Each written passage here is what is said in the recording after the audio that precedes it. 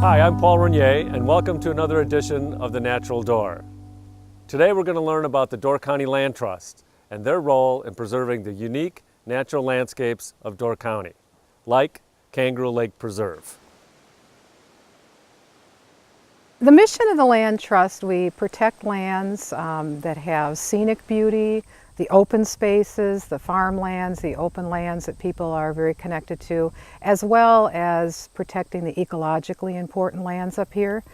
Not only do we work with landowners to protect them, but then we have the long-term role of stewarding and opening them up for hiking and the public to use. And one other part of our mission, obviously, is education.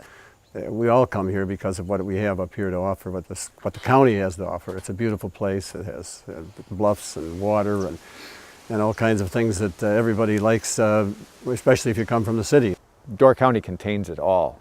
It contains just a wonderful place for people to step in for a weekend and visit, but it has a very rich and deep conservation ethic, and the people here practice it at a world-class level. The Land Trust provides opportunities for a lot of people to get out and explore these places that are really more off the beaten path. We have about 26 preserves, like the Three Springs Preserve here in Sister Bay, throughout the county, from Washington Island all the way down to Southern Door. So people have an opportunity. They're all open for hiking, hunting is available on most of these preserves, cross-country skiing, any type of nature-related activity. There's two ways of acquiring lands that the Land Trust has under its control. One is to actually own the land. The other is to acquire or have work out conservation easements with willing partners. In 2008, the Land Trust had the opportunity to purchase this property, and at that time it was the largest undeveloped private owned tract left. So this is one of our premier, very large acquisitions and preserves.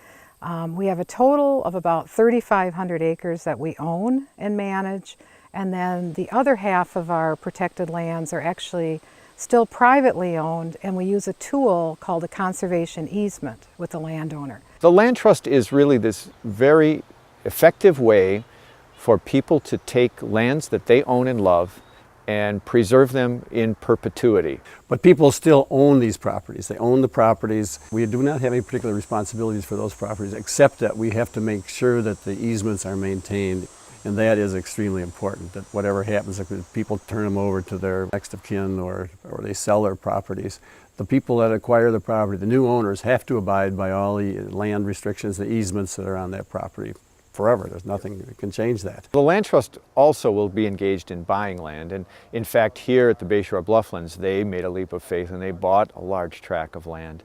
And so in addition to holding conservation easements, they will get involved as the primary owner of the land and buy land for conservation purposes too. The Bayshore Blufflands down by Carlsville, we've got about 400 acres down there. The Ship Canal down by Sturgeon Bay is another, I think it's like 350 acres.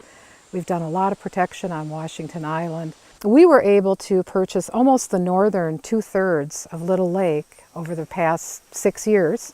It had an old cabin on it, and right after we made the purchase, I started getting calls from Norway and Carleton University about the Veblen cabin. We found out this very famous economist, Thorsten Veblen, had done a lot of his writing out on this property in this little cabin. And they wanted to see if we could partner with them to take it off the property and move it over to the Jacobson Museum, and then put together a whole historic educational piece on Thorsten Veblen. We've got these beautiful properties, and to make them more accessible is more important than anything else. We have built trails, and each one of these preserves we have now has a kiosk where you can see a map and usually a little handout that explains the property, gives a little historical background, and describes the property and why it was preserved. There are many lands out there that are in need of stewards, but they don't quite meet the test of preservation by a land trust. And for those lands, landowners are instrumental in helping out. We're very selective about what kind of properties we want to get into, but certainly they're properties that have universal interest, usually open spaces or scenic places, places with particular ecological value. We're surrounded by people who might be experts in dragonflies or herps or plant ecology, and just always enriched by the real big community of people with environmental understanding. There's a lot of open space up here and beautiful places, and that's what we're trying to maintain. It's really wonderful to see people embracing this mission and really wanting to see us continue to do this great work up here. We just want people to have the chance to know a spot that they might think is pretty special too.